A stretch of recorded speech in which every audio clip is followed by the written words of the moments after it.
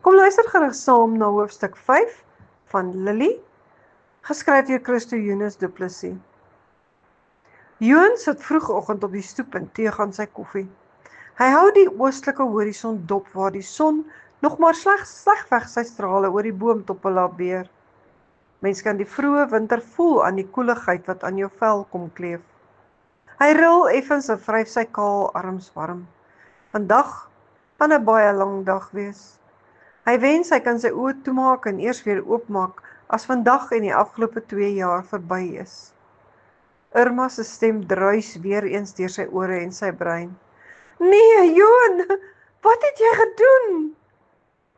Die toneel wat haar uitroep voorafgegaan het, speel weer voor hom af.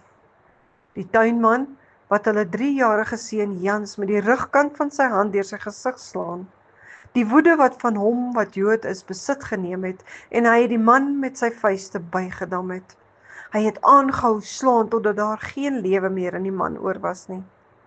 Toe eers het hy hom gehaas na waar sy kind gelê het. Aan sy glasige oogies kon hy sien, die kind. Hy skud sy kop verwoed heen en weer om die beeld weg te skud. Hy het die slap lyfie versigtig opgetel en huis toe gedra. Dit is toe Irma hom sien, wat sy net aangeneem het dat Johan se onverskilligheid die oorsaak was. Die koffie is lankal koud en die son speel al kleurvol tussen die blare van die bome en struike voor Johan homself terugruk na die werklikheid. Hy dwing sy gedagtes na die fietjiekind en haar maats. Sy oë trek ook onwillekeurig na die struike in die tuin waar die fietjies woon. Hy kan glo mense wat aan die fenomeen glo, hierdie tyd van die oggend kan dink dat hulle die goedjies tussen die struike kan raak sien. Hy sug diep, staan dan op om 'n fietjiehuis te gaan bou vir die fietjies wat nog deur die kind ontdek moet word. Dit neem gelukkig nie lank nie en Johan gaan plaas die houthuisie met sy strooidak, vensters en deure diep genoeg tussen die struike in. Hy neem ook die laaste beeltjie van die fietjie wat nog nie ontdek is nie en plaas dit binne in die huisie. Hy kry so saam met sy brein trane oor sy eie rampspoedige lewe. Lag vir homself toe hy sy handewerk beskou. Die voorste paneel van die huis is vas met net 2 knippies en skaniere. Die fietjiekind is slim genoeg om agter te kom hoe om dit los te maak. En as dit los is, kan sy al die vertrekke in die houthuisie bereik. Johan besluit om die heeldag op die stoep deur te bring. Van daar af sal hy haar met 'n verkyker dophou, sodra sy die tuin aankom. Die gewag na die kind lewer vandag niks op nie, want sy kom nie speel nie. Hy skop verergd in die stoel se poot, toe hy na sterk skemer opstaan om in te gaan. Nou is sy hoop gevestig op môre, soos wat sy hoop vir 2 jaar terug gevestig was op Irma. Maar sy het hom versaak. Toe hy uiteindelik die waarheid uitgestotter het, het hulle ook uiteindelik by die hospitaal aangekom met klein Jans. Die noodgevalle personeel het vir Jans vinnig en vlytig ondersoek en hulle het hom met 'n kopskud meegedeel. Jammer meneer, hy's weg. Sy nek is gebreek. Dit moes 'n geweldige slag gewees het waarmee die kind geklap is. Toe eers het Johan onthou van die man wat hy met soveel geweld aangerand het. Hy sal homself moet gaan oorgee aan die polisie.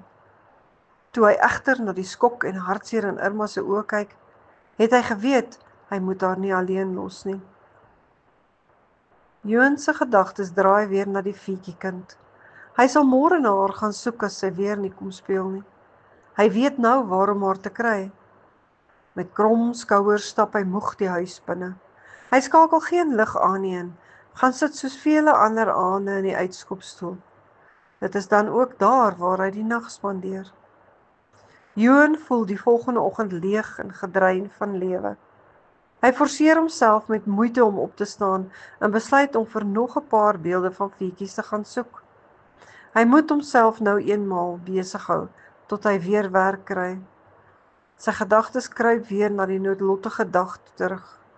Irma het hom weggedruk en sy het vir Jans vasgeklou om hom nooit weer te los nie.